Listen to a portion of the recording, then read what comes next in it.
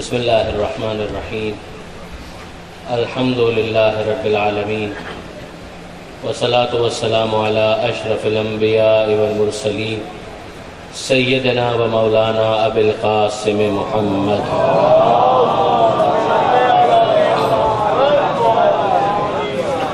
واہل بیتہ الطیبین الطاہرین المعصومین المظلومین المنتجبین المنتخبین المیامین لا سیما علی الامام المنتظر والحجة الثانی عشر واللعنة الدائمة الباقیة علی اعدائهم اجمعین من یوم ظلمهم الى قیام یوم الدین اللہم انا نرغب الیک فی دولة کریمہ تعز بها الاسلام واہلہ وتذل بها النفاق واہلہ وتجعلنا فیہا من الدعاة الى طاعتک والقادة إلى سبيلك وترزقنا بها كرامة الدنيا والآخرة رب اشرح لي صدري ويسر لي أمري واحلل عقدة من لساني يفقهوا قولي واجعلني خالصا لوجهك الكريم يا الله صلوات على محمد.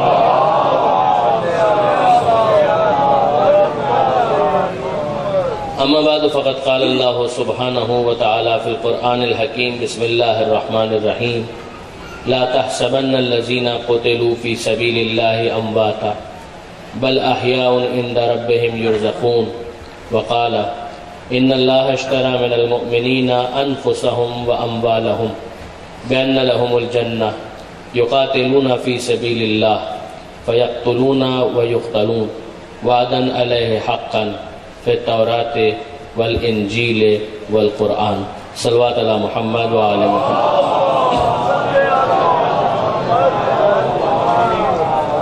برادران عزیز و خاران محترم، فلسفہ شہادت اس عنوان کو جسٹیفائی کرنے کے لیے دو آیتوں کو مسلسل سرنامہ کلام میں تلاوت کیا جا رہا ہے، اور دوسری آیت پر اب تک ہم نے کچھ بات کی، جس میں پروردگار عالم یہ ارشاد فرماتا ہے کہ ان اللہ اشتری من المؤمنین انفسهم واموالهم بان لهم الجنہ، کہ یقیناً اللہ نے خرید لیا مومنین سے ان کی جان کو بھی اور ان کے مال کو بھی، بأن لهم الجنہ، جنت کے عوض خرید لیا.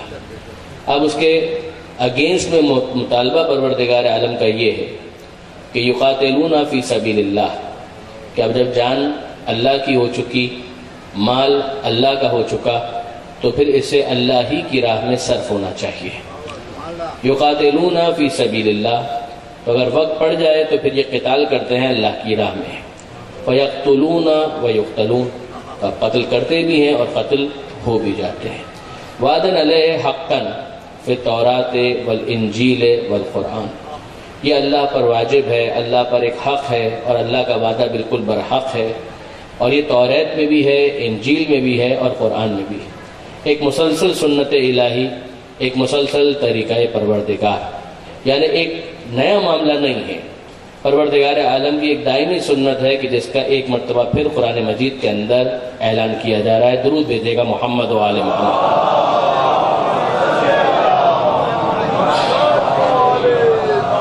اب ظاہر ہے برادران عزیز، یہ مقدماتی گفتگو آہستہ آہستہ فلسفہ شہادت سے اس کو جڑ جانا ہے. کل میں نے آپ کی خدمت میں گزارش کی تھی کہ انسان فطری طور پر باقی رہنا چاہتا ہے، اور ظاہر ہے کہ فطرت کی تعلیمات کسی اسکول، کالج یا مدرسے کے اندر سکھائی نہیں جاتی، وہ بلٹ ان ہوتی ہیں، اور اسلام دین فطرت ہونے کا دعوے دار ہے. لہٰذا اگر انسان باقی رہنا چاہتا ہے، اور جبکہ یہ باقی رہنا اس کی فطری خواہش ہے، تو پھر پروردگار عالم کے اس دین کو وہ طریقہ بتانا چاہیے کہ جس سے انسان بقا کو حاصل کر لے. اور اسی کی ذیل میں کل گزارشات آپ کے سامنے پیش کی گئیں.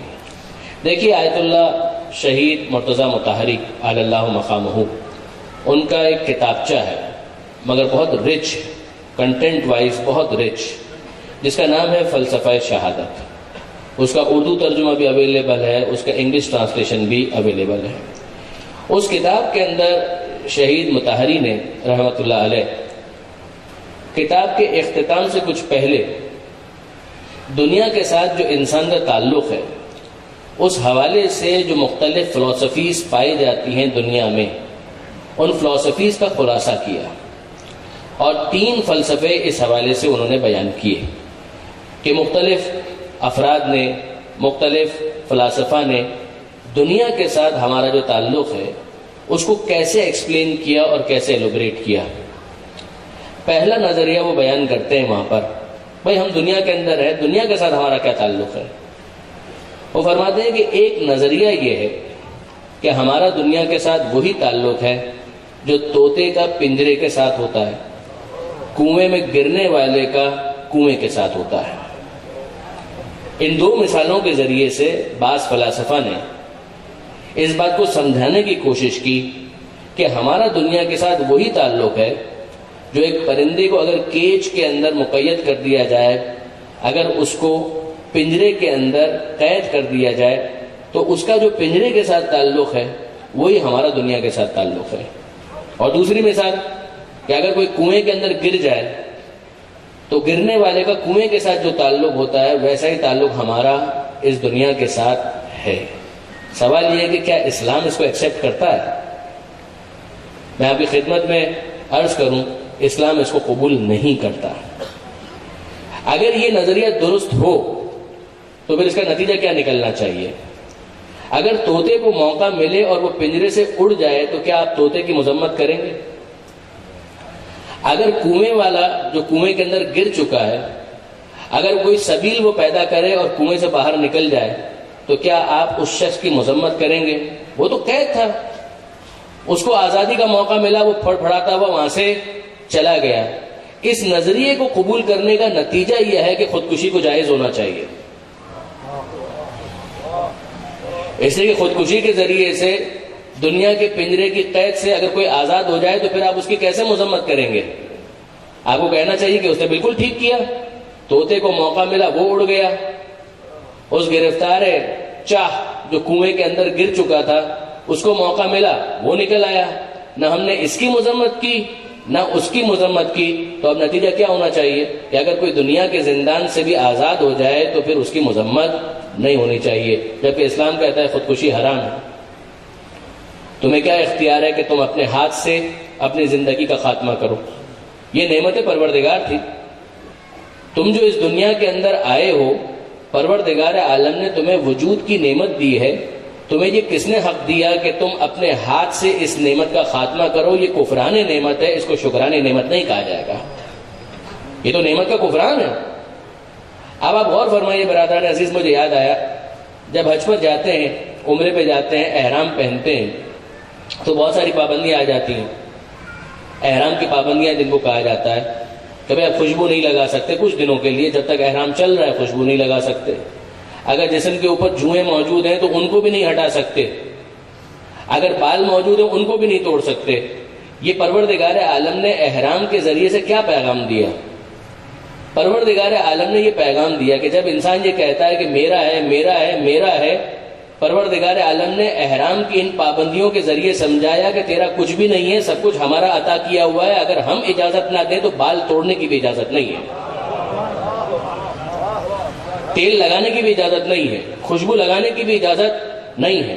جو انسان کا ایک شوق ہوتا ہے، اسلام اس کے اوپر پابندی نہیں لگانا چاہتا، ٹیمپرریلی اس کے ذریعے سے میسج یہ دینا چاہتا ہے کہ تمہارا اپنا کہ درود بھیجے محمد و آل محمد۔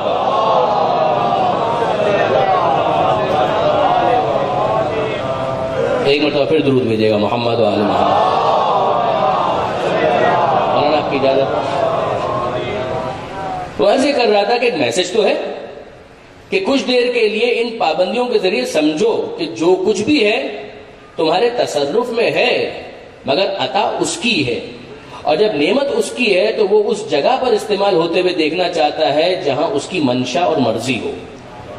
اگر اس کے خلاف کرو گے تو یہ تصرف غاصبانہ ہے، یہ غاصبانہ تصرف ہے جس کا تمہیں اختیار نہیں تھا۔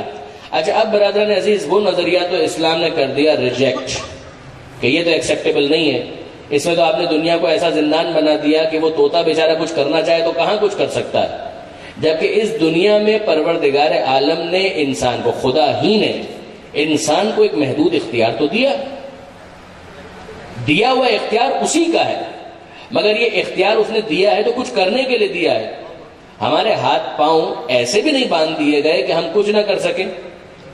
جب راہ حقیقت اور راہ باطل ان دونوں کے درمیان فرق کرنے کے لیے نگاہ امتیاز خدا نے دی ہے تو پھر ذمہ داری ہے کہ انسان امتیاز پیدا کرے, سمجھے صحیح کیا ہے غلط کیا ہے اور صحیح پر آگے بڑھتا چلا جائے.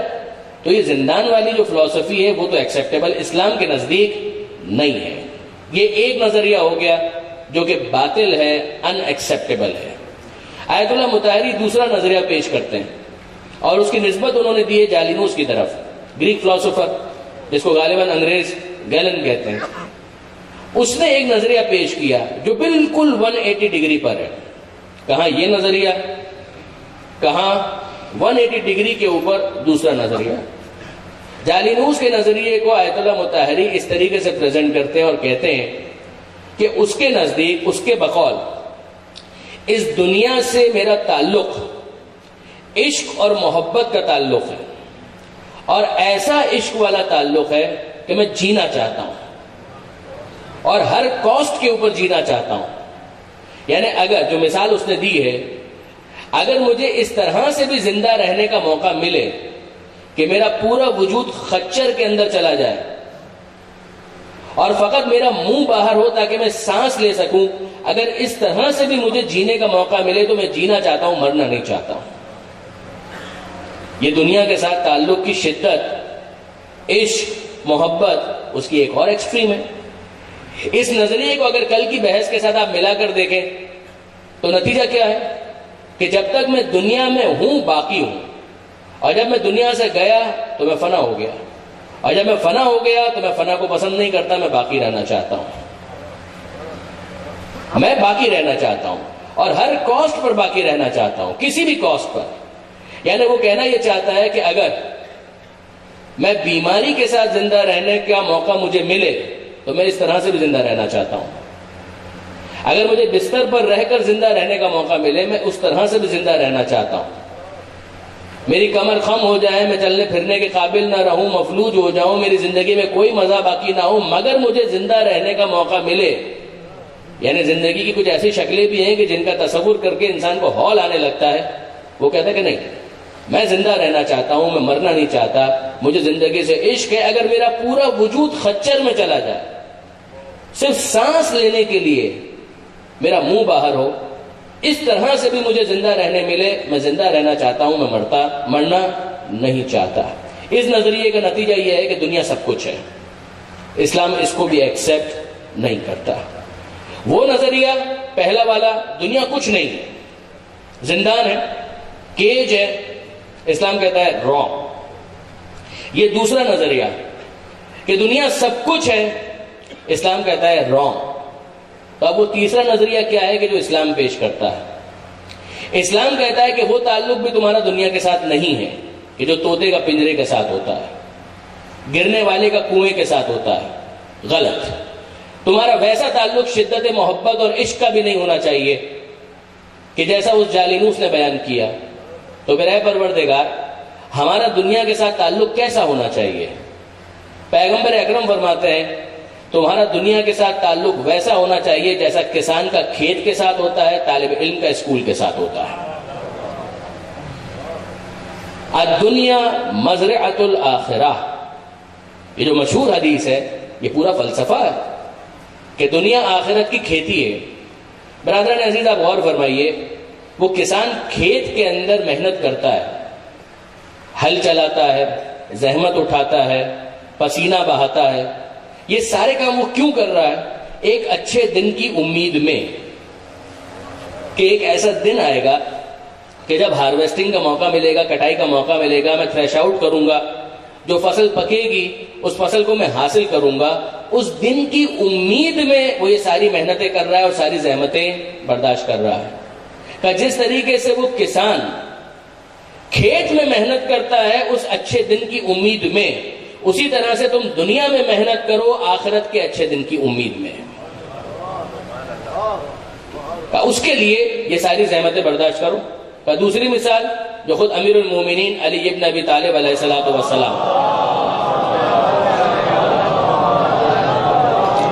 مولا کائنات نے اس کے لیے جو مثال دی وہ ہے متجر اولیاء اللہ، کہ یہ دنیا بازار کی طرح سے ہے، یہ اولیاء خدا کی تجارت کی جگہ ہے۔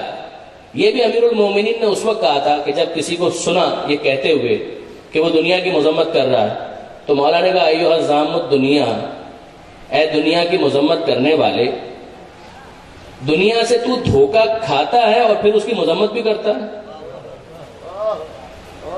کیا تجھے یہ حق ہے کہ تو دنیا کی مذمت کرے، یا دنیا کو یہ حق ہے کہ وہ تیری مذمت کرے؟ تجھے دنیا نے دھوکہ دیا ہے یا تو نے خود دھوکہ کھایا ہے؟ دنیا نے کب چھپا کر رکھا تھا معاملہ اپنا؟ یعنی برادران عزیز، اگر مثلا ایک گڑھا ہو اور اس کے اوپر خس و خاشاک کو ڈال دیا جائے اور کسی کو ٹریپ کرنے کی کوشش کی جائے، وہ بیچارہ آ رہا ہو اور اس کو نظر آئے کہ یہاں پر تو خس و خاشاک پڑا ہوا ہے، تو وہ اس کو پار کر لے گا، اور جب اس نے پیر رکھا تو اس کو پتا چلا یہاں تو گڑھا تھا۔ یہ ہے وہ شخص کہ جس کو دھوکہ دیا گیا، اس کو دھوکہ دیا گیا، اس کو ٹریپ کیا گیا، اس کو گرفتار کیا گیا۔ کیا دنیا کا ہمارے ساتھ یہ معاملہ ہے کہ دنیا ہمیں دھوکہ دینا چاہتی ہے؟ امیر المومنین فرماتے ہیں اے دنیا کی مذمت کرنے والے، دنیا نے تجھے دھوکہ کب دیا ہے؟ تو نے دنیا سے خود دھوکہ کھایا ہے۔ دنیا نے اپنے معاملے کو کبھی چھپا کر نہیں رکھا، دنیا نے اپنے معاملے کو بالکل اشکار کر دیا۔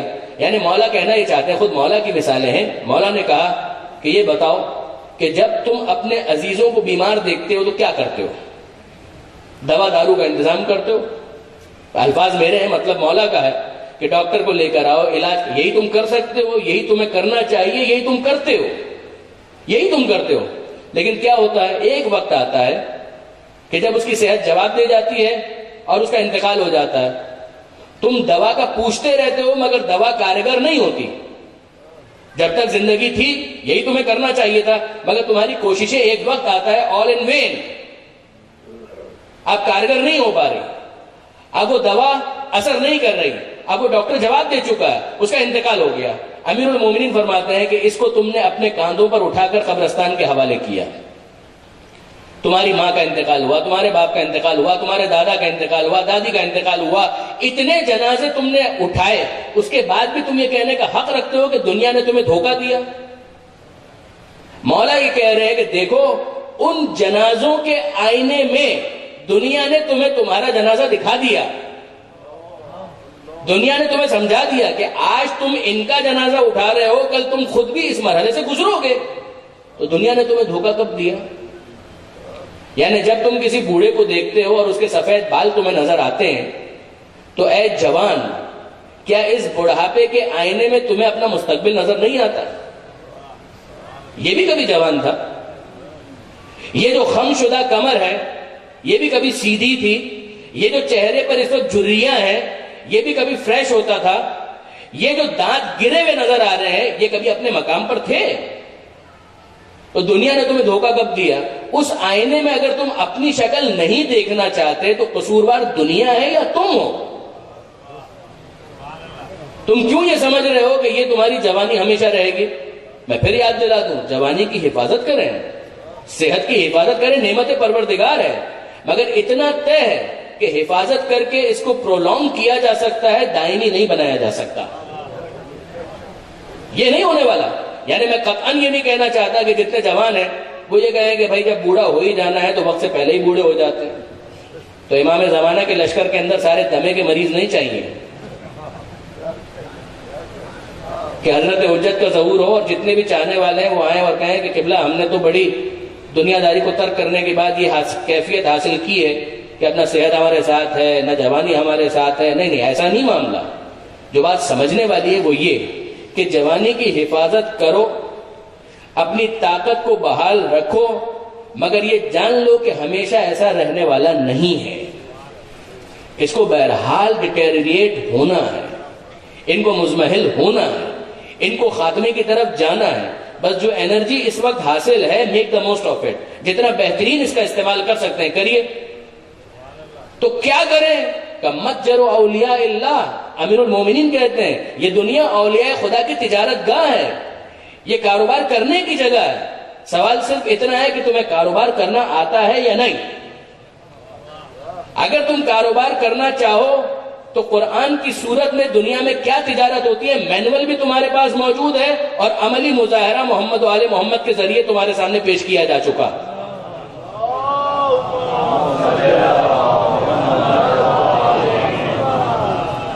اب اگر کوئی شخص ان تمام تر چیزوں کو اگنور کرے اور پھر اس کے بعد اس کا انتقال ہونے لگے اور کہے دنیا نے مجھے دھوکہ دے دیا، دنیا نے کیا دھوکہ دیا؟ سیلف ڈسیپشن، یہ تو اپنے آپ کو دھوکہ دیا جا رہا ہے، خود فریبی ہے، دنیا نے دھوکہ نہیں دیا۔ امیر المومنین کی بڑی واضح تعبیر کہ دنیا نے تمہیں دھوکہ نہیں دیا، تم نے خود اپنے آپ کو دھوکہ دیا ہے۔ یاد رکھو کہ یہی وہ دنیا ہے کہ جو فرشتوں کے اترنے کا مقام ہے، یہی وہ دنیا ہے کہ جہاں پر اولیاء خدا کے سجدے خدا کی بارگاہ میں تحفے کے طور پر پیش ہوتے ہیں، یہی وہ جگہ ہے کہ جہاں پر انسان آخرت کماتا ہے، یہی وہ جگہ ہے کہ جہاں پر انسان پروردگار عالم کی اطاعت کر کے جنت کا مستحق بنتا ہے، یہی وہ جگہ ہے کہ جہاں پر پروردگار عالم کی رضا کو کسب کیا جاتا ہے۔ یہ دنیا قابل مذمت نہیں ہے، اگر دنیا سے کوئی دھوکہ کھا رہا ہے تو یہ خود فریبی ہے، دنیا کا کوئی قصور نہیں ہے۔ اگر دنیا نہ ہوتی تو آخرت کیسے کمائی جاتی برادران عزیز؟ اگر دنیا نہ ہوتی تو عزاداری کیسے کی جاتی؟ اگر دنیا نہ ہوتی تو خاتون جنت کی رضا کا اہتمام کیسے کیا جا سکتا تھا؟ یہ سارے کام اسی دنیا میں تو ہو رہے ہیں۔ ہاں، دنیا کے اندر ایک دوسری سائیڈ بھی ہے جو ڈارکر سائیڈ ہے، مگر کس نے گن پوائنٹ کے اوپر مجبور کیا ہے کہ انسان اس گناہ کے راستے کی طرف جائے؟ کس نے انسان کو فورسفلی منع کیا کہ وہ اطاعت کے جادے کو ترک کر کے معصیت اور نافرمانی کی راہ پر آگے بڑھنے کی کوشش کرے؟ یہاں تک کہ شیطان کے بارے میں ملتا ہے، شیطان کے بارے میں قرآن مجید کے اندر ہے کہ میدان قیامت ہوگا اور بہت سارے افراد شیطان کو کہہ رہے ہوں گے تو نے مروا دیا، تو نے پھنسوا دیا، تو نے گڑبڑ کر دی، ہم لوگ تو بڑے شریف تھے۔ پروردگار عالم کی طرف سے شیطان کو اس وقت یہ اجازت ہوگی کہ وہ جواب دے سکے، اور وہ جواب دے گا فَلَا تَلُومُونِي وَلُومُوا أَنفُسَكُمْ، میری ملامت مت کرو، مجھے برا بھلا مت کہو، اپنے آپ کو برا بھلا کہو، میرا تمہارے اوپر کوئی ایسا زبردستی کا معاملہ نہیں تھا، میں تمہیں زبردستی گمراہ نہیں کر سکتا تھا، میں فقط دنیا کی رنگینی تمہارے سامنے پیش کر سکتا تھا۔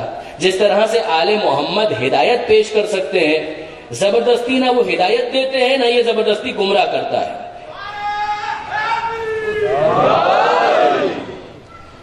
نہ وہ زبردستی ہدایت دیتے ہیں نہ یہ زبردستی گمراہ کرتا ہے، فیصلہ انسان کا ہے۔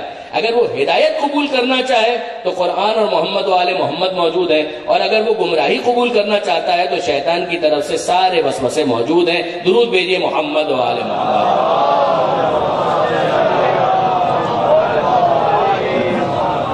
تو اب برادران عزیز یہ تینوں نظریات آپ کے سامنے آ گئے جو آقا مطہری نے بیان کیے۔ طوطے کا پنجرے کے ساتھ تعلق، نو۔ دنیا سب کچھ، نو۔ وہ تعلق کہ جو آخرت کا انسان کے ساتھ ہو سکتا ہے وہ کیا تعلق ہے؟ دنیا کا جو انسان کے ساتھ ہو سکتا ہے وہ کیا تعلق ہے؟ کہ جو کسان کا کھیت کے ساتھ ہے، جو تاجر کا بازار کے ساتھ ہے، اور تیسری مثال کہ جو طالب علم کا اپنے اسکول کے ساتھ تعلق ہے، اس مدرسے کے ساتھ تعلق ہے۔ ایک طالب علم ہے، وہ اسکول جاتا ہے، وہ اسکول کیوں جاتا ہے؟ ایک مرتبہ پھر ایک اچھے دن کی امید میں، ایک دن آئے گا جب اس کی تعلیم مکمل ہو جائے گی اور وہ کامیابی کے ساتھ فاتحانہ شان کے ساتھ یہاں سے رخصت ہوگا۔ اب برادران عزیز مجھے بات بتائیے، آپ نے بھی اسکول کا زمانہ دیکھا ہوگا، میں نے بھی اسکول کا زمانہ دیکھا ہے۔ اسکول اتنا اچھا لگنے لگتا ہے، بعض تو نالائق ہوتے ہیں کہ جن کو اسکول بالکل بھی اچھا نہیں لگتا، وہ کلاسیں بند کرنے کے سوا اور کوئی کام نہیں کرتے، لیکن بہت سارے ایسے ہوتے ہیں اسٹوڈنٹس کے جن کو اسکول اچھا لگتا ہے۔ تو اگر کسی کو اتنا اچھا لگنے لگے اسکول کہ میٹرک ہو گیا اور اب بھی وہ اسکول نہیں چھوڑنا چاہتا تو اس کا کیا کیا جائے؟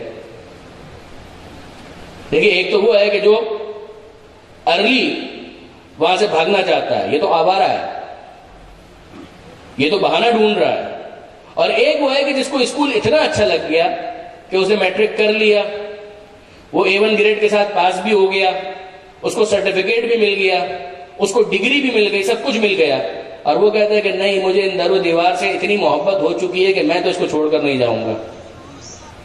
ارے بیٹا تمہیں یہاں پر اس لیے تو نہیں لایا گیا تھا کہ تم یہاں پر ہمیشہ رہو. کہا کہ نہیں جو بھی ہے میں تو اس کو چھوڑ کر نہیں جاؤں گا. اگر یہ چھوڑ کر نہیں جائے گا تو اس کو نکال دیا جائے گا, اس لیے کہ اس کا ٹائم پورا ہو چکا ہے. آپ نے غور فرمایا؟ یعنی کچھ وہ ہیں کہ جو وہاں پر ہیں اس لیے کہ جب یہ سلسلہ مکمل ہو تو خوشی خوشی یہاں سے رخصت ہو جائیں. یہ وہ ہیں کہ جو زندگی پر کہتے رہے انا للہ و انا الیہ راجعون,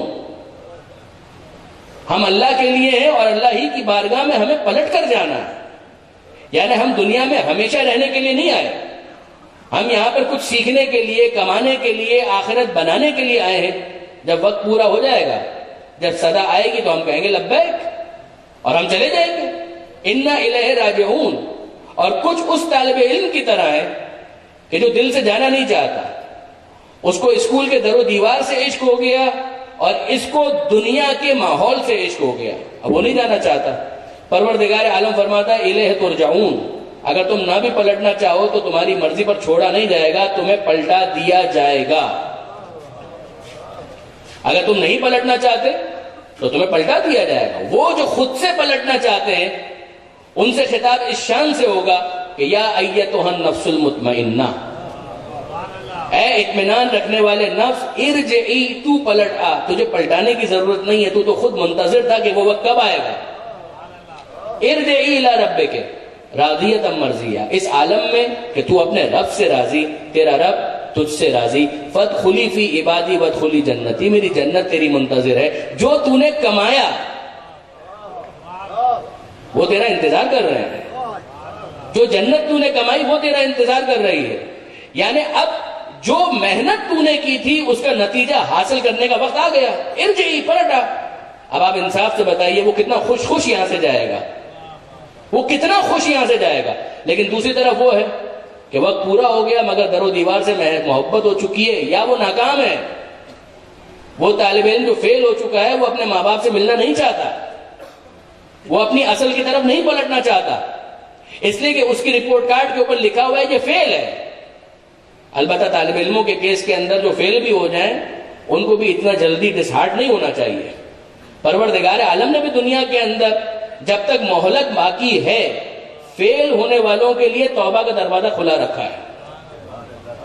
مگر ایک مرتبہ جب وقت پورا ہو گیا, اب اس کے بعد اگر کوئی ناکام ہو چکا ہے تو سیدھی سی بات ہے کہ وہ خدا کی طرف نہیں جانا چاہے گا. پروردگار عالم نے سورہ جمعہ کے اندر اس حقیقت کو بھی بیان کیا. یا ایھا الذین ھادوا ان زعمتم انکم اولیاء للہ من دون الناس فتمنوا الموت ان کنتم صادقین. اے یہودیوں, اگر تمہارا یہ خیال ہے کہ سب کو چھوڑ کر تم اللہ کے چہیتے ہو, فتمنوا الموت ان کنتم صادقین, تو پھر موت کی تمنا کیوں نہیں کرتے اگر تم سچے ہو؟ جو جس سے محبت کرتا ہے وہ اس سے ملنا چاہتا ہے. یہ کیا تماشا ہے کہ ایک طرف تم کہو کہ ہم اللہ کے چہیتے ہیں, پھر اللہ سے ملاقات سے کیوں دور ہو, اللہ سے ملنا کیوں نہیں چاہتے؟ اللہ سے ملاقات کا ذریعہ ہے موت, تمہیں تو موت کی تمنا کرنا چاہیے. پروردگار عالم فرماتا ہے وَلَا يَتَمَنَّوْنَهُ أَبَدًا بِمَا قَدَّمَتْ أَيْدِيهِمْ وَاللَّهُ عَلِيمٌ بِالظَّالِمِينَ. یہ ہرگز موت کی تمنا نہیں کریں گے, اس لیے کہ ان کے کرتوت ایسے نہیں ہیں کہ یہ اللہ سے ملاقات کر سکے. یہ ناکام ہے. جب یہ ناکام ہو چکے تو یہ اللہ سے ملاقات کرنا پسند نہیں کریں گے.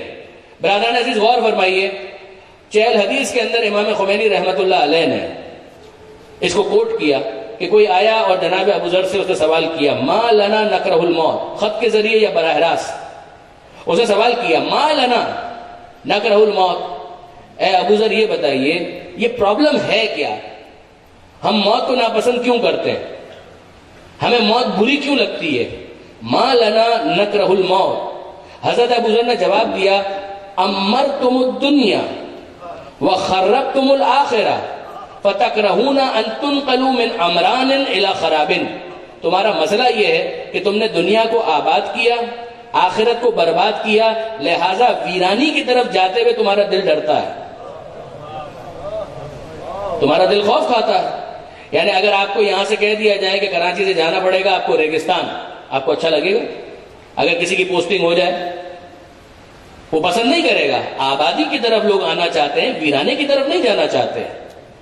ابو ذر کہتے ہیں کہ اگر تم نے آخرت کو آباد کیا ہوتا تو یقیناً تم وہاں جانا پسند کرتے. کیس سارا یہ ہے کہ تم نے اس کو برباد کیا, اس کو آباد کیا, لہذا تم آبادی میں رہنا چاہتے ہو, ویرانے کی طرف نہیں جانا چاہتے.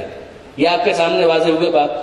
اب برادران عزیز آگے بڑھیے کہ یہ تو ہم کو سمجھ میں آیا کہ ایک طالب علم کا جو اسکول کے ساتھ تعلق ہوتا ہے وہی تعلق انسان کا دنیا کے ساتھ ہے. شہید کا کیا تعلق ہوتا ہے دنیا کے ساتھ؟ شہید کا دنیا کے ساتھ کیا تعلق ہے؟ شہید تو وقت سے پہلے چلا گیا. یعنی پروردگار عالم نے جتنا وقت اس دنیا کے اندر رکھا تھا وہ تو اس سے پہلے اس دنیا سے چلا گیا. طبعی موت ہوتی, اس کی روح قبض کی جاتی تو الگ بات تھی, لیکن یہاں پر تو ایسا نہیں ہوا. مثلا پروردگار عالم نے اس کی زندگی رکھی تھی مزید, اور اس سے پہلے اسے اس دنیا سے جانا پڑا کسی ظالم کی گولی کی وجہ سے, کسی ٹارگٹ کلنگ کے نتیجے میں, محبت اہل بیت کے جرم کی وجہ سے اسے دنیا میں رہنے نہیں دیا گیا اور وہ جلدی چلا گیا. اب آپ مجھے بتائیے اس کو کس طریقے سے تعبیر کیا جائے؟ اسکول میں جب وقت پورا ہوتا ہے تب یہ طے کیا جاتا ہے کہ یہ پاس ہوا یا فیل ہوا, یہ کامیاب ہوا یا ناکام ہوا. مگر اس کو کیا کیا جائے؟ وقت پورا ہوتا ہے تب کسان کو اپنی فصل ملتی ہے. ابھی تو وقت ہی پورا نہیں ہوا تھا. برادران عزیز, شاید اس مثال کے ذریعے سے میرے نوجوان دوست اس بات کو سمجھ سکیں. جب کبھی طالب علم ایکسٹرا ایفرٹ کرتا ہے, زیادہ محنت کرتا ہے, تو اس کو کبھی ڈبل پروموشن دیا جاتا ہے, کبھی ٹرپل پروموشن دیا جاتا ہے. کہ اگرچہ تمہیں 3 سال کے بعد اس جگہ تک پہنچنا تھا, لیکن تمہاری ایفرٹس بتا رہی ہے کہ تم کوالیفائی کرتے ہو کہ تمہیں 2 سال 3 سال پہلے ہی اس مرتبے اور مقام تک پہنچا دیا جائے. شہید کو وقت سے پہلے اس دنیا سے جانا پڑا, مگر پروردگار عالم نے اس کے پروموشن کا اعلان کیا حیات جاویدانی کے اعلان کے ساتھ. یہ کس کو چیلنج کیا گیا؟ یعنی آپ ذرا غور فرمائیے, چیلنج کس کو کیا گیا؟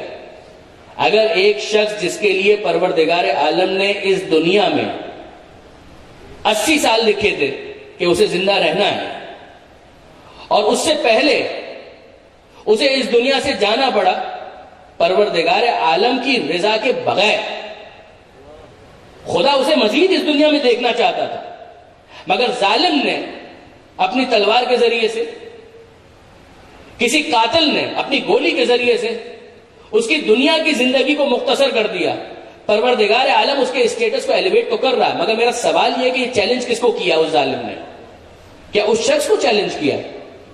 اس قاتل نے اس مظلوم کو چیلنج کیا, اس مقتول کو چیلنج کیا؟ جی نہیں.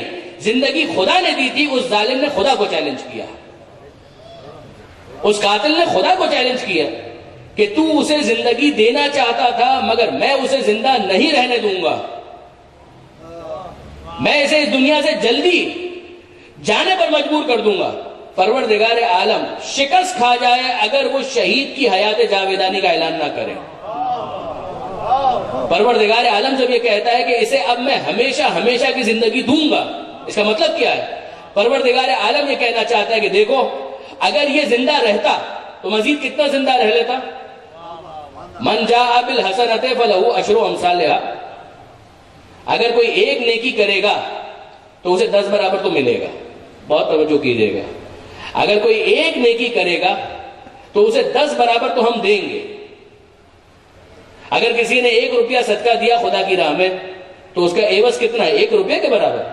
جواب جی نہیں, 10 روپے کا ثواب تو کم سے کم ملے گا. ایسا ہے یا نہیں؟ قرآن مجید کی آیت ہے. اچھا, یہ 10 مرتبہ یا 10 گنا یہ کم سے کم ہے, زیادہ سے زیادہ نہیں ہے. آپ سورہ بقرہ کو اٹھا کر دیکھیے, جہاں پروردگار عالم نے 70 گنا بلکہ 700 گنا کا بھی وعدہ کیا. یہ انسان کے خلوص پر ڈیپینڈ کرتا ہے کہ وہ کس خلوص کے ساتھ خدا کی راہ میں خرچ کرتا ہے. پروردگار عالم کہتا ہے 70 گنا, 700 گنا, اور پھر اعلان ہے واللہ یضاعف لمن یشاء, جس کے لیے چاہتا ہے مزید اضافہ کر دیتا ہے. روایات میں آیا ہے 1,00,000 گنا تک بھی ثواب حاصل کیا جا سکتا ہے, ڈیپینڈنگ اپون دا کوالٹی. کہ کوالٹی کیسی ہے؟ جو بظاہر بہت مختصر عبادت نظر آ رہی ہے, اگر اس کی کوالٹی اچھی ہے تو 70 گنا، 700 گنا، 1,00,000 گنا یہ پروردگار عالم کی سنت ہے. اور جب خدا کی یہ سنت ہے تو حیرت نہیں ہونی چاہیے کہ ایک ضربت ثقلین کی عبادت سے افضل کیسے ہو جاتی ہے.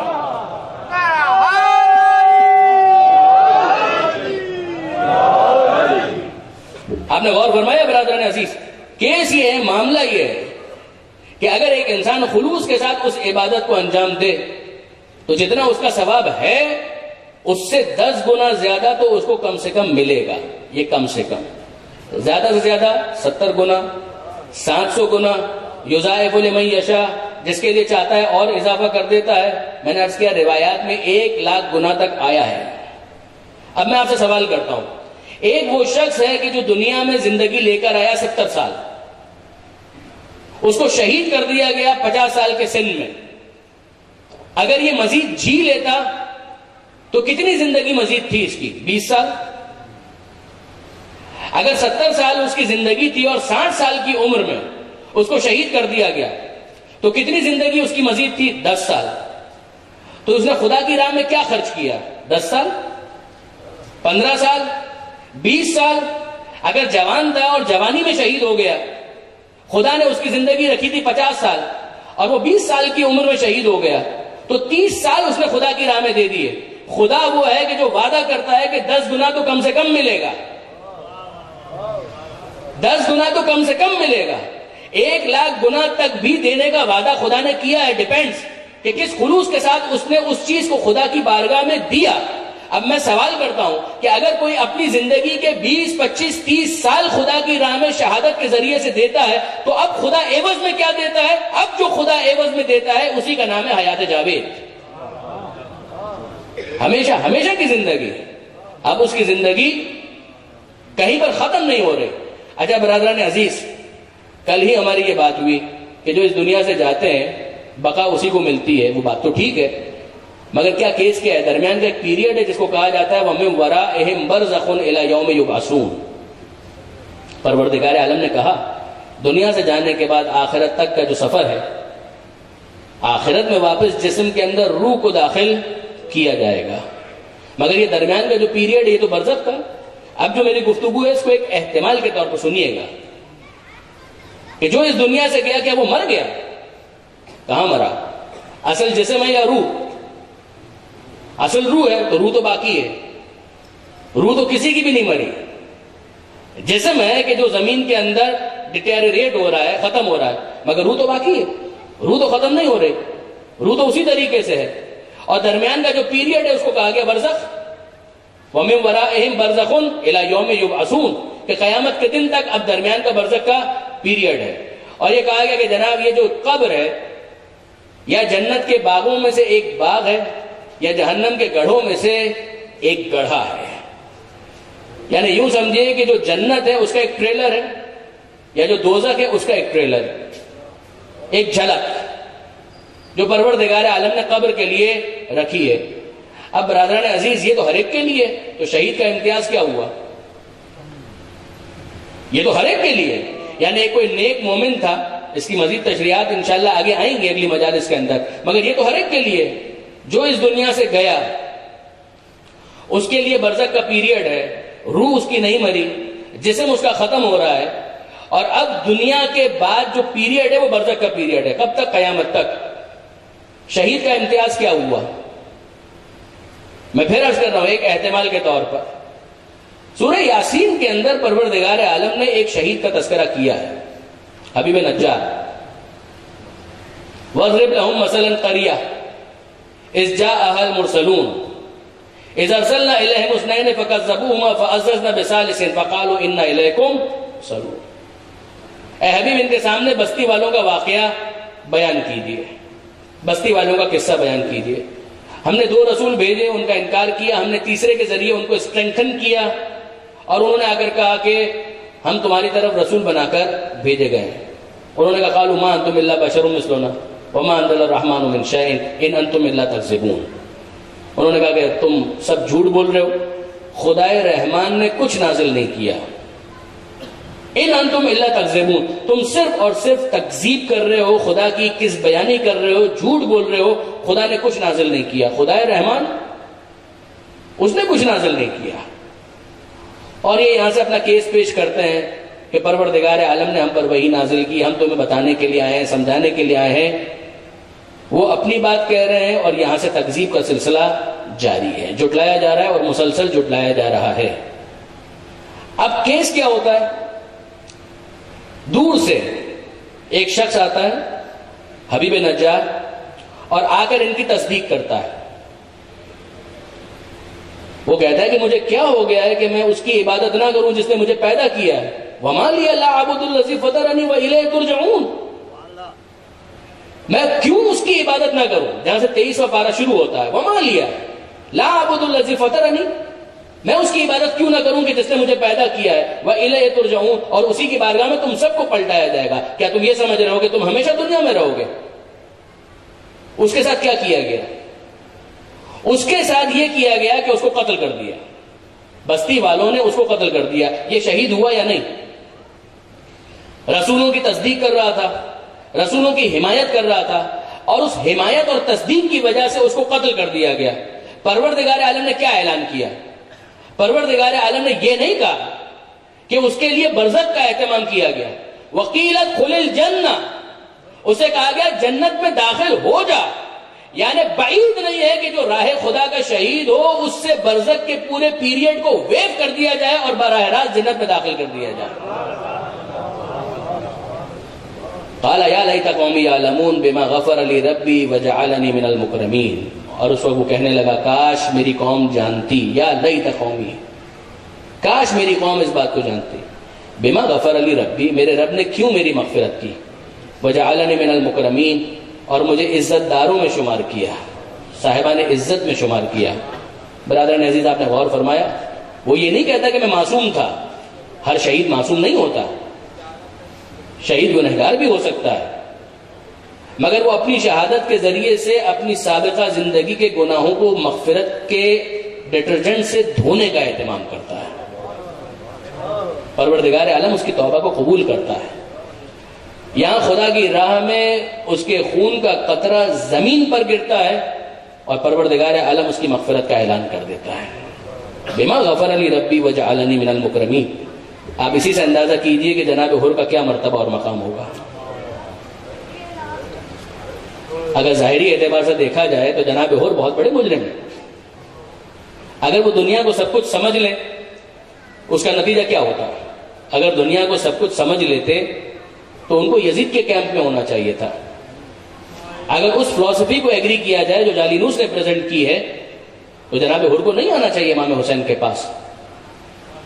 بادشاہی وہاں پر ہے, سالاری وہاں پر ہے, پیسہ وہاں پر ہے, دولت وہاں پر ہے, اچھا مکان وہاں پر ہے, جائیداد وہاں پر ہے, دربار میں قربت وہاں پر ہے. اللہ کی قربت نہیں ملے گی.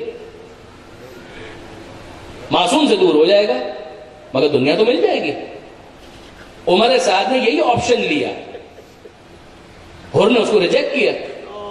وہ عمر سعد کی فلسفی ہے اور یہ حر ابن یزید ریاحی کی فلسفی ہے. غلط تو ہو گیا, کام صحیح تو نہیں ہوا, مگر اب اس کو ریکٹیفائی کیسے کیا جائے, اب اس غلطی کو دھویا کیسے جائے, مغفرت کے حصول کے لیے کیا اقدام مجھے کرنا پڑے گا.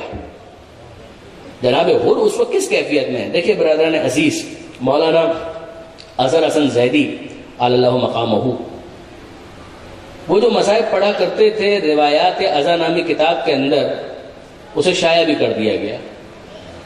کیا الفاظ ہیں. مولانا اظہر حسن زیدی یہ کہتے ہیں کہ میں حر کے روضے پر جا کر روضے کی جالی کو پکڑ کر حر کو مخاطب کر کے یہ کہوں گا, اے حر یہ مجھے بتا کس میں زیادہ مزہ آیا, یزید کی فوج کے سالار بننے میں زیادہ مزہ آیا یا حسین کا مہمان بننے میں زیادہ مزہ آیا. ایک طرف جناب حر کی کیفیت آپ دیکھیے واقعا عجیب ہے.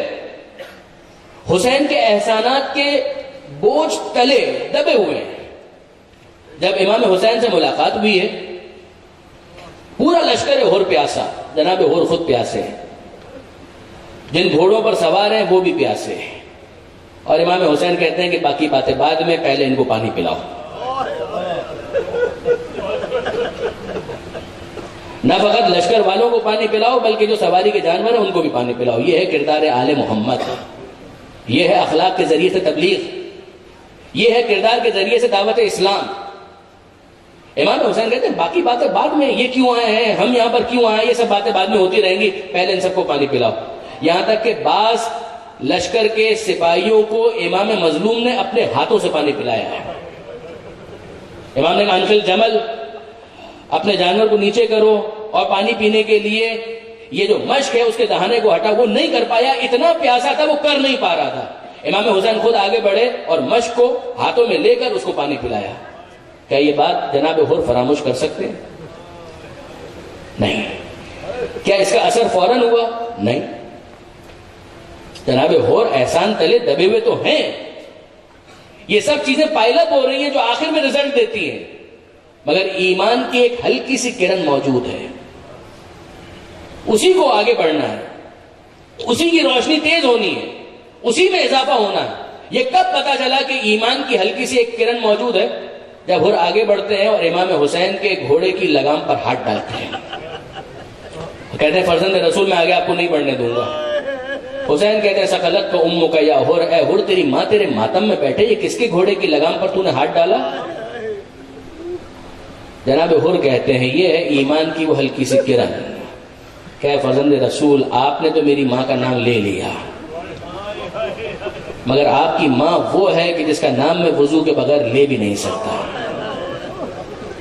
یہ جناب ہر کا جملہ بتا رہا ہے کہ جناب ہر کے دل میں ایمان کی کرن موجود ہے۔ مجھے یاد ہے ایک صاحب علم کہا کرتے تھے ہر کو جناب سیدہ کا احترام بچا گیا۔ یہ فاطمہ زہرا کا احترام ہے کہ جس نے ہر کی بخشش کا اہتمام کر دیا، ورنہ ہر جہنمی ہو چکا تھا۔ میدان کربلا آ چکے، خیمے لگ چکے، خیموں کو ہٹانے کا حکم کس نے دیا؟ جناب ہر نے۔ اور اس سے پہلے اس بات کا راوی تو خود ہر ہے کہ جب میں نے گھوڑے کی لگام پر ہاتھ ڈالا ہے، امام حسین کے ذوالجناح کی لگام پر میں نے جب ہاتھ ڈالا تو میں نے اپنے کانوں سے زینب کے رونے کی آوازیں سنی، میں نے ان بیویوں کی فریادیں سنی ہیں کہ فرزند رسول کو روکا جا رہا ہے۔ جناب زینب کی آنکھوں میں آنسو آئے ہیں جناب ہر کی وجہ سے۔ چھوٹا مجرم نہیں ہے، بہت بڑی غلطیاں ہوئی ہیں، بہت بڑی خطائیں ہوئی ہیں، بہت بڑے جرائم کا ارتکاب کیا ہے جناب ہر نے۔ یہ سب کچھ ہر کے ذہن میں ہے۔ کربلا کا میدان آ گیا، 7 محرم آ گئی، پانی بند کر دیا گیا، اور اب ہر آہستہ آہستہ اس منزل سے قریب ہو رہے ہیں۔ عاشور کی شب آ گئی، سن رہے ہیں کچھ آوازیں آ رہی ہیں اور سوچ رہے ہیں کہ جب ہم پیاسے تھے تو کیا ہوا تھا۔ ہر نے ہمارے لشکر کے جانوروں کو، امام حسین نے ہمارے جانوروں تک کو سیراب کیا تھا، اور اس وقت کیفیت کیا ہے؟ یہ اولاد رسول بچے، اور خیموں سے صدائیں کیا آ رہی ہیں؟ العطش العطش العطش۔ کوئی بچہ اپنی ماں سے کہہ رہا ہے کہ اماں میں پیاس سے مر رہا ہوں، اماں میں بہت پیاسا ہوں۔ کوئی نعرہ بلند کر رہا ہے العطش، کوئی کہہ رہا ہے میں پیاس سے مر رہا ہوں۔ یہ کیفیت، یہ جناب ہر ان تمام تر چیزوں کو مشاہدہ کر رہے ہیں، سن رہے ہیں، اور اپنی کیفیت خود بیان کی کہ میں اپنے آپ کو جنت اور جہنم کے درمیان پاتا ہوں، اور خدا کی قسم میں جنت پر جہنم کو ترجیح نہیں دے سکتا، میں جہنمی نہیں بننا چاہتا، چاہے میرے ٹکڑے ٹکڑے کر دیے جائے، کچھ بھی ہو جائے، میں جہنمی نہیں بننا چاہتا۔ فیصلہ کیا، اپنے غلام کے ساتھ، اپنے بیٹے کے ساتھ نکلے امام مظلوم کی طرف۔ حسین مظلوم کے ارد گرد جناب حبیب بھی ہیں، جناب زہیر ابن قین بھی ہیں، اور سب سے بڑھ کر ابو الفضل عباس موجود ہے۔ جناب حبیب نے ایک نعرہ بلند کیا، دیکھو ہر آ رہا ہے، اے حسین کے ساتھیوں، بنی ہاشم کے جوانوں کو اپنے گھیرے میں لے لو، ایسا نہ ہو کہ ان کو کوئی نقصان پہنچ جائے۔ بنی ہاشم کے جوان آ کر امام حسین کو اپنے حصار میں لے لیتے ہیں کہ کہیں مولا کو کوئی نقصان نہ پہنچ جائے، مگر جناب ہر تو کسی اور ارادے سے آ رہے ہیں۔ ذہن کے اندر دل میں یہ خیالات تو ہیں، پتہ نہیں میری توبہ قبول ہوگی یا قبول نہیں ہوگی، مگر پھر سوچ رہے تھے کہ یہ کریم ابن کریم ہے، یہ رحمت للعالمین کا فرزند ہے، یہ وارث خلق عظیم ہے، کیا عجب کہ میری توبہ قبول ہو جائے۔ جناب ہر گھوڑے پر آ رہے تھے، کچھ پہلے گھوڑے سے اترے زمین پر، اپنے ہاتھوں کو اپنے ہی ہاتھوں سے رومال سے باندھا، خدا جانے کس طریقے سے باندھا ہے۔ جناب حبیب بھی دیکھ رہے ہیں، زہیر بھی دیکھ رہے ہیں، ابو الفضل عباس بھی دیکھ رہے ہیں، امام حسین بھی دیکھ رہے ہیں، امام مظلوم اپنے گھوڑے پر ہے۔ جناب حر اس کیفیت میں زمین پر چلتے ہوئے آئے، امام حسین نے اشارہ کیا کہ حر کو آنے دو۔ حر قریب آئے اور بس ایک کام کیا، اپنا سر امام حسین کے قدموں میں رکھ دیا اور ایک جملہ کا اخطأت ابن رسول اللہ، صرف ایک جملہ، اے فرزند رسول بڑی خطا ہوئی ہے، فرزند رسول میں بہت گنہگار ہوں، کیا میری توبہ قبول ہو سکتی ہے؟ کیا میری بخشش کا کوئی امکان ہے؟ اور حسین کہتے ہیں حر تجھے میں نے بھی معاف کیا، میرے خدا نے بھی معاف کیا۔ آپ سے سوال کرتا ہوں کہ دنیا میں کوئی ایسا ہے جو حسین کی طرح اتنے اعتماد کے ساتھ کہہ سکے کہ تجھے خدا نے بھی معاف کیا؟ یہ نمائندہ پروردگار ہے، یہ امام وقت ہے، یہ حجت خدا ہے، میں نے بھی تجھے معاف کیا اور میرے خدا نے بھی تجھے معاف کیا، اور اے حر آج سے تو میرا بھائی ہے۔ یہ جملہ امام حسین نے کہا، اے حر تو میرا بھائی ہے۔ حبیب زہیر کی طرف دیکھ رہے ہیں، زہیر حبیب کی طرف دیکھ رہے ہیں، مسلم بن اوسجہ دیکھ رہے ہیں، عابس بن شبیب شاکری، یہ سب دیکھ رہے ہیں کہ امام نے کیا کہا، اے حر تو میرا بھائی ہے۔ ان سب نے ایک دوسرے کی طرف دیکھا اور سب کے سب گھوڑے سے زمین پر آ گئے کہ اب تو حسین کا بھائی زمین پر، ہم گھوڑے پر، یہ حسین کے بھائی کی توہین ہو جائے گی۔ سب کے سب زمین پر آئے، کھڑے ہوئے، حر کے قریب آئے اور سب بغلگیر ہو رہے ہیں۔ جناب حر کو اپنے سینے سے لگاتے ہیں، مبارکباد دیتے ہیں، اے حر مبارک ہو، تم نے باطل کو ترک کیا، حق کے راستے پر آ گئے، کیا کہنا تمہارے نصیب کا، کیا کہنا تمہاری قسمت کا۔ سب بغلگیر ہو رہے ہیں، حبیب بھی ملتے ہیں، مبارکباد دیتے ہیں، زہیر بھی ملتے ہیں، مبارکباد دیتے ہیں۔ حضرت ابو الفضل عباس اپنے علم کا پھریرا لے کر آئے اور حر کے سر پر سایہ کیا، مبارکباد دی۔ یہ سب کچھ یہاں پر ہو رہا ہے، خیمے کے اندر کیا ہو رہا ہے؟ جناب زینب سوال کرتی ہیں، اے بیٹا اون و محمد، یہ شور کیسا ہے؟ یہ داد و تحسین کی آوازیں کیسی ہیں؟ یہ مبارکباد کے شور کا کیا مطلب ہے؟ جناب اون اور محمد اپنے بچپنے کے ساتھ کہتے ہیں، اماں مبارک ہو، ماموں کو ایک ساتھی مل گیا، ایک ساتھی مل گیا، وہ جس نے ہمارا راستہ روکا تھا نا، وہ توبہ کر کے آ گیا اور اس نے اپنے حسینی ہونے کا اعلان کر دیا۔ جناب زینب سنتی ہے، خوش ہوتی ہے، ارے میرے بھائی کا کوئی ساتھی آیا۔ کہتے ہیں بیٹا جاؤ، ایک طرف اون تم کھڑے ہونا، ایک طرف محمد تم کھڑے ہونا، اور جا کر حر کو یہ کہنا کہ زہرا کی بیٹی تمہیں دعائیں دے رہی ہے۔ وہ بچے کہتے ہیں اماں یہ تو ٹھیک ہے، مگر یہ بتائیے ہم کیا کہہ کر مخاطب کریں، ہم حر کو کیا کہہ کر مخاطب کریں؟ جناب زینب کو گویا اطلاع مل چکی کہ حسین نے بھائی کہا ہے۔ جناب زینب کہتی ہے، اے بیٹا جاؤ اور جا کر ماموں کہہ کر مخاطب کرو۔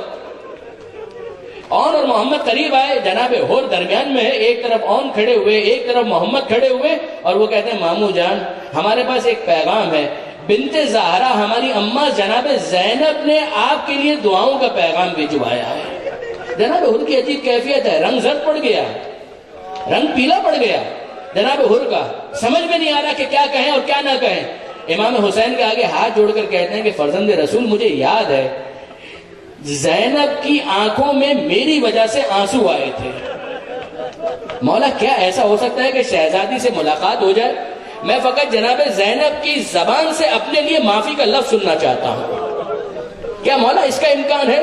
ایسا کوئی اہتمام ہو سکتا ہے؟ امام حسین ہاتھ پکڑ کر اس خیمے کے قریب لے جاتے ہیں جس کے اندر جناب زینب ہے۔ حر سے کہا حر باہر انتظار کرو، خود اندر گئے، جناب زینب کو پورا ماجرا بتایا، اور اب جناب زینب کی حر سے پردے کے پیچھے سے بات ہو رہی ہے۔ جناب حر کہتے ہیں شہزادی آپ کو آپ کی ماں کی چادر تطہیر کا واسطہ ہے، میں نے آپ کو رلایا تھا، میں آپ سے معافی کا طلبگار ہوں، بس اتنا میں سننا چاہتا ہوں کہ آپ نے مجھے معاف کر دیا۔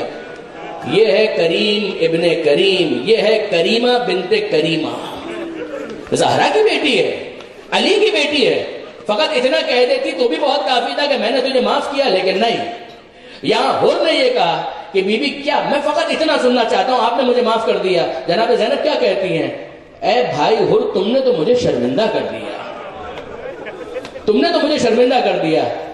اچھا اب زہرا کی بیٹی تم سے کچھ کہنا چاہتی ہے، اے حر آج تم اپنے بن کر آئے، بھائی بن کر آئے، حسینی بن کر آئے، مگر زہرا کی بیٹی تمہاری کوئی خاطر نہیں کر سکتی، نہ تمہیں پانی کا پوچھ سکتی ہے، نہ تمہیں کھانے کا پوچھ سکتی ہے، نہ تمہارے لیے دسترخوان لگا سکتی ہے۔ زہرا کی بیٹی تم سے شرمندہ ہے، مگر اے حر یاد رکھنا، اے میرے بھائی حر یاد رکھنا، جب قیامت کا میدان ہوگا میرے بابا کی حکومت ہوگی، یہ آج کی دعوت ادھار رہی، میں میدان قیامت میں تمہارے لیے سفرہ سجاؤں گی، میں میدان قیامت میں تمہاری مہمانی کروں گی۔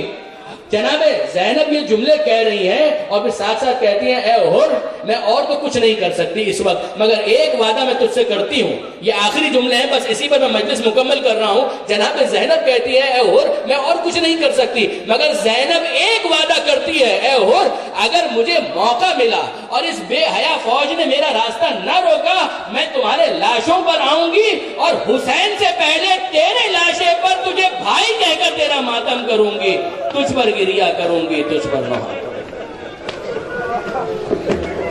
وَسَيَعْلَمُ الَّذِينَ ظَلَمُوا أَيَّ مُنقَلَبٍ يَنقَلِبُونَ رَبَّنَا تَقَبَّلْ مِنَّا إِنَّكَ أَنْتَ السَّمِيعُ الْعَلِيمُ۔ ماتم حسین۔